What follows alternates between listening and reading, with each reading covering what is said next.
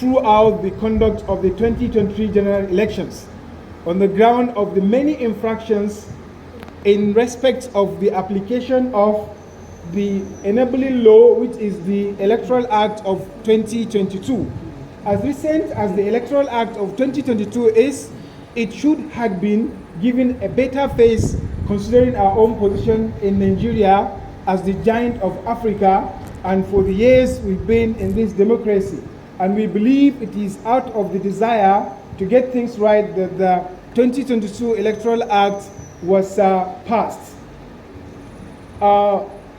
You would, from our own position here, starting with the outcome of the 2023 general elections, and then the inauguration of the incumbent government, the APC-led government, we would categorically say that, without fear of being contradicted, that our democracy has fallen down from the grass to grass. And I think you will all agree with me. Today, Nigerians across the length and breadth of the country, different levels, different backgrounds, are lamenting, as you may believe me from what my previous speakers have presented, that that woman carrying a baby on her back, that woman walking out on the street just to join the protest by Labour Party, by Labour Congress, is a message that things are not well. Our democracy ought to have protected her. Our leaders, who are the custodians of this democracy, who have the power in their hands, should have protected the weakest one among us to make them feel like members of our human society.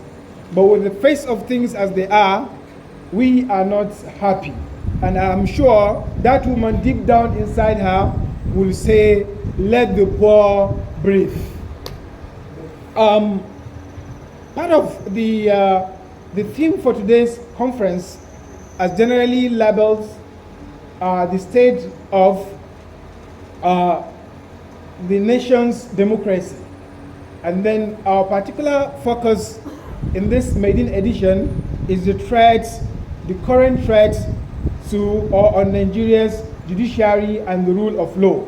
You will agree with me that the previous speakers have highlighted the importance of separation of powers, one, in which the executive, the legislature, and the judiciary, each one performs his constitutional mandate as enshrined in the Constitution.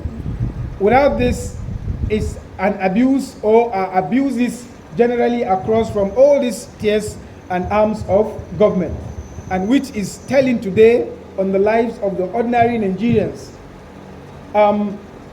We will say this, that any threat on the judiciary is a threat to democracy.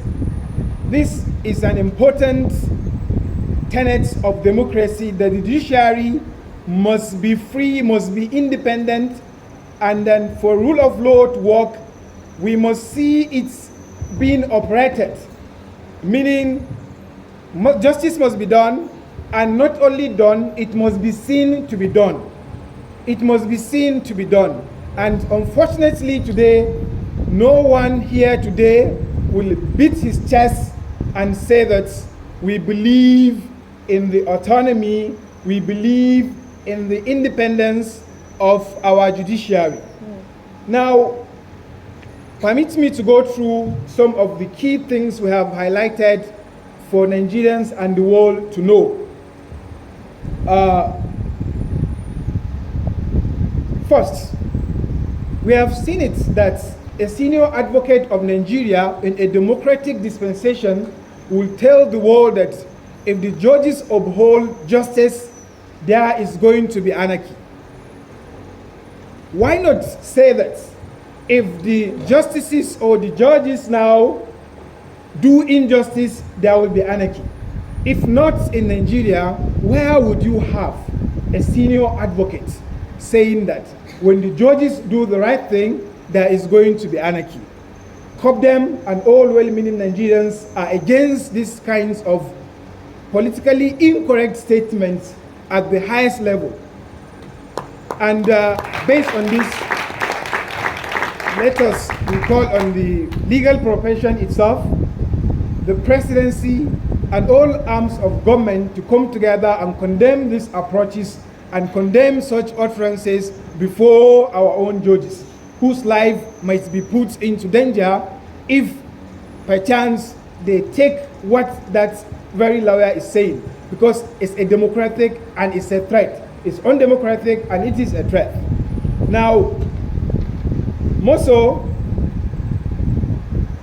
not long ago, last week, there was a support group or a coalition of support groups of APC held in Kaduna who came out to tell the world that only God can remove Tinubu from office. Now, for the media itself to carry this is a threat to our democracy. Why do we have a judiciary? Why do we have the election petition tribunals?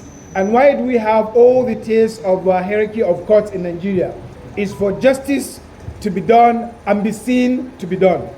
So for any group to be given a voice to come to tell the world that only God can remove the president from his position is simply anti-democratic, and in fact this should be labeled as treason, because our constitution is the supreme law operating in Nigeria, and then we are one nation under God, but God has given us the instruments of the constitution to be used, and then the relevant laws to be applied for justice to be done and be seen to be done. On this also, we urge on all Democrats, compatriots, COPDEMites, and all who are interested in an egalitarian Nigeria and society to condemn these approaches and to condemn these utterances as undemocratic. Our law enforcement agencies too are involved in this, because everyone must play their role, their roles according to the game for democracy to work. Now, it is actually embarrassing for Nigeria here, right in the center of the Federal Capital Territory, for us to see two law enforcement agencies, fight each other, trying to take custody of a man who is alleged to be in the possession of firearms. And not firearms, I should use maybe in the plural sense, 1 or 2 guns. But then in the same society, in the same country, you have a bandit brandishing weapons of mass destruction and threatening genocide against a particular tribe, and yet pronouncing or claiming to be supporting a democratically elected president. With this is, I would say, an utter embarrassment to our democracy. And then that very fracas, that unfortunate incident happened right in the premises of the courts, and nothing happened. Now, whether we like it or not, this is not saying well for our democracy, and we must all come out to condemn it with our loudest voices, and that's what we are doing in COPDEM. Now, again, we equally urge our lawmakers to consider making the relevant legislations to support our democracy, because without the relevant, needful, and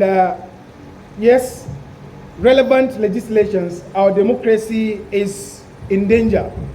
Now, and especially that judiciary that we are focusing today on is under threat. Now, we are all aware, and it is all over the social media, that a senator in the chambers of the Senate is making these revelations that he had influenced his wife on many occasions to pass judgment or to be of favor to some of his friends and colleagues. Now, for that to also come out, and even in the most noble of all our chambers, arm of our government, I think it does not say well of our democracy. And it means our justices and judges, the judiciary entirely, is under threat. It is also important for us to say that we are concerned too by the plight of Nigerians today as it is. That certainly we all know from the background that we have looked at, and why even the Nigerian Labour Congress is on protest, is threatening an industrial action, indefinite one, because of the way things are going. Now, not that is our major problem. We know these things happen over time, but this time around, with with the incumbent government, in less than 30 days, we witnessed the salary increment for the president, vice president, and other political holders to about 114%. Now, if these are people who have been elected to represent, to serve the people, why would they start serving themselves? It does not, resonate with common sense. Now, for us in COPDEM, we believe this is very, very and highly selective. They should have started with the ordinary man on the streets. And that is our position. If the subsidy is going to be removed, now remember that these are people who are paid on world-class salaries and allowances, while our civil servants in both the private sector and the public sector are paid peanuts that can hardly take them home.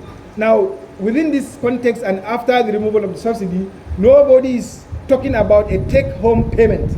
We are rather talking about, I will borrow from you. Take me out. It will not even take you out, let alone for you to go to the place of work and then have a take-home back. It's no longer the same. So this is unfortunate, and we call on the executive to reconsider this position and do something as a matter of urgency to bring out the ordinary people who voted for this government out of the condition that they are in.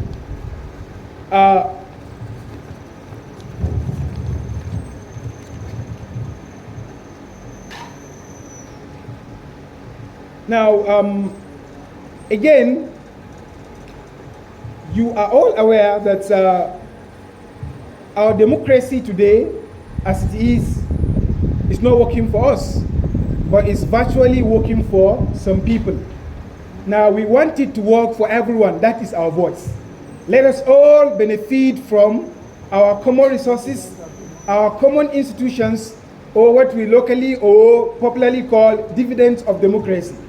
Now, we want to urge on the executive, who have the power to actually make things work, to consider all the necessary infrastructures that are supposed to make Nigeria a place to live.